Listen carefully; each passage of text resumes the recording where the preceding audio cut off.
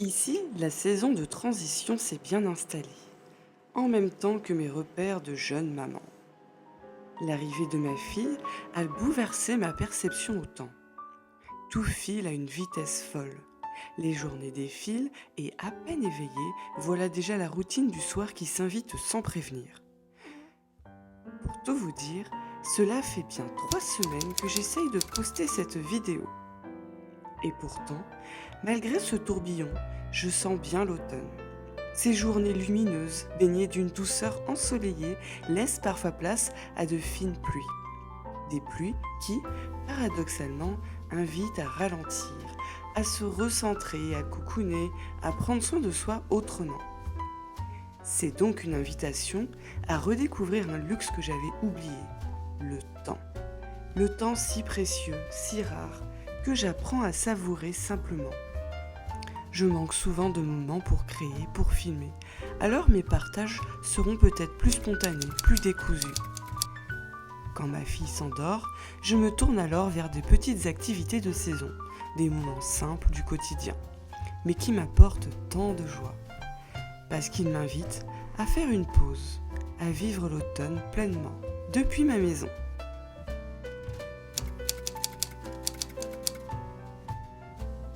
Ma maison est mon lieu favori, tout comme celle de mes parents, car elles abritent les personnes qui me sont les plus chères.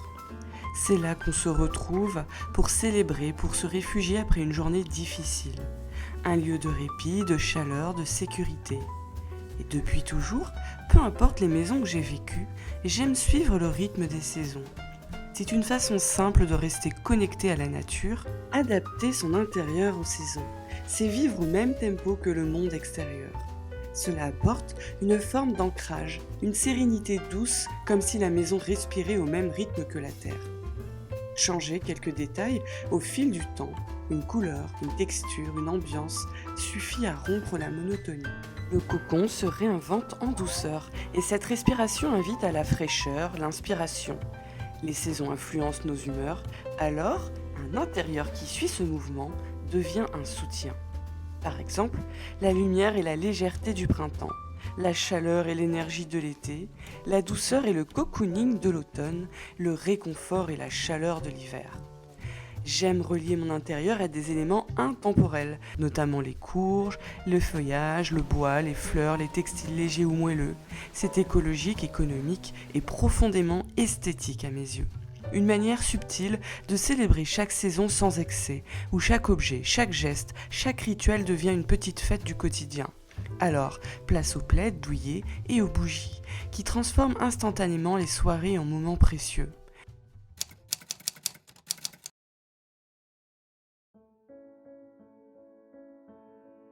J'ai reçu mes bulbes commandées sur un site spécialisé.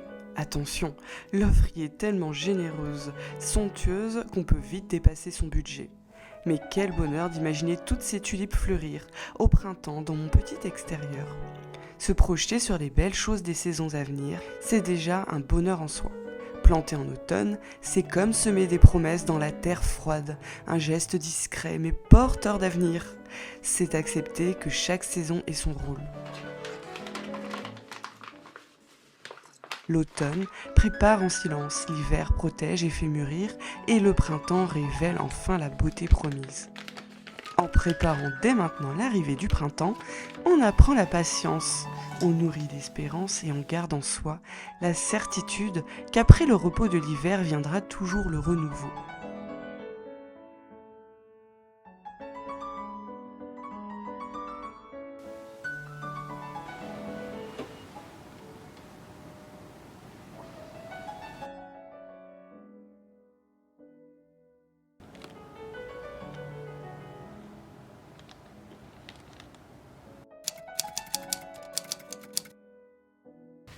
Chaque année, à chaque intersaison, j'aime redécouvrir ma garde-robe, essayer mes vêtements, réparer ceux qui en ont besoin, les remettre sur cintre comme pour leur donner une nouvelle vie. Mais cette mi-saison a une saveur particulière. Avec mes kilos de grossesse, je vais devoir adapter mon style, explorer ma garde-robe autrement et voir quelles pièces m'accompagnent encore aujourd'hui. Je n'ai pas prévu d'acheter de nouveaux vêtements pour l'instant.